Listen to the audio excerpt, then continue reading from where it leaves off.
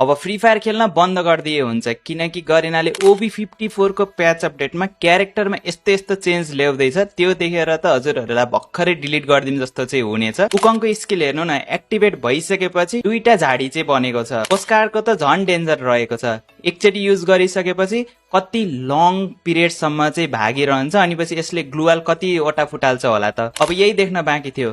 क्रोनोको सिल्डसित character पनि भागिरहेको छ। यो स्काइलरको नयाँ स्किलले कति छिटो छिटो ग्लुवाल फुटालिरहेको छ हेर्न त। राइडनको नयाँ स्किलमा ड्रोन माथि क्यारेक्टर बस्छ, माथि अझ एउटा मिनी ड्रोन आउँछ, त्यसले चाहिँ 5 को ड्यामेज इनिमीलाई दिनेछ। उकङको अर्को स्किल आफू चाहिँ झाडी बन्ने अनि क्यारेक्टरलाई अगाडि पठाइदिने। त्यो डमी जुन उकङको बनेको हुन्छ त्यो चाहिँ गायब पनि हुन्छ फेरि। ओस्कारको अर्को स्किल डबल ड्यास जाने, एउटा ओरिजिनल ड्यास अनि पछि एउटा क्लोनको ड्यास, दुईटै एकदमै फास्ट जान्छ यसमा चाहिँ। सो यो नयाँ चेन्जेस हजुरहरूलाई कस्तो लाग्यो कमेन्ट सेक्सनमा चाहिँ भन्नु होला। अनि पछि डिटेलमा हेर्नु मन छ भने युट्युब च्यानल खुकुरी गेमिङमा गएर चाहिँ यो लङ भिडियो चाहिँ हेर्नु होला। क्यारेक्टरको स्किल हो कि बफ हो सबै डिटेलमा चाहिँ मैले भनेको छु। सो युट्युबमा गएर फुल भिडियो हेर्नु होला।